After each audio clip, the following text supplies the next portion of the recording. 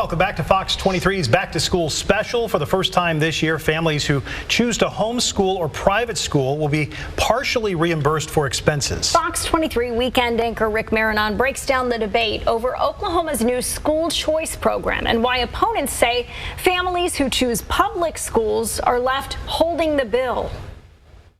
Supporters say the new program makes it easier for families to buy into alternatives to traditional public schools.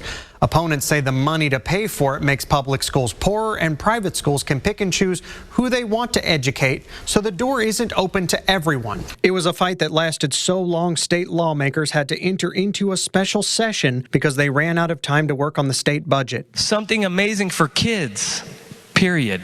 Doesn't matter. Public school, private school, homeschool. Governor Kevin Stitt and the Republican supermajority passed a tiered tax credit system they say helps families who seek out public school alternatives that may have different academic standards and support their religious worldviews. The less a family makes, the more they qualify for when it comes to tuition and reimbursement for certain homeschool expenses. Every single parent is now going to have the ability to get a tax credit depending on income. Starting at $7,500 for families making less than $75,000 a year, the reimbursement drops off the more income a family has. At a minimum, any family making over $250,000 can be reimbursed up to $5,000. Homeschool families can be reimbursed for up to $1,000 annually. I told you in January during my one-on-one with Governor Stitt, many private schools in the Tulsa Metro have tuition well over $7,500 a year. This isn't for the Cassidys and those schools that already got their funding, they've already got their students.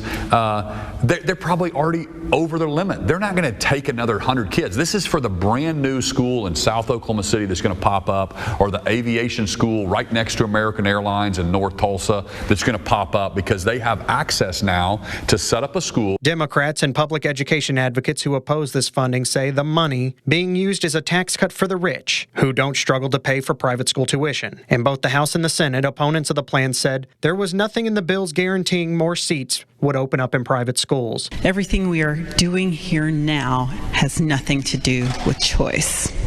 This is about paying for private schools for the few, not all parents, not all kids, no new students. Opponents said the plan opens up tax credits for everyone, but private school admission offices were still in charge of who they admit. They believe the state is paying to discriminate on religious and political beliefs that can often be mixed in with what private schools teach. Everyone who benefits from this parent choice is admitted at the whim of private school admissions offices. It's the schools that choose, not the parents. Republicans say they did increase spending to public schools and increase teacher pay as part of their school choice package because they understand more families choose public schools. As we get closer to tax time early next year, it's expected more guidance will be released by the Oklahoma Tax Commission on forms and procedures for how families will apply for and get their tax credits if they choose to private or homeschool.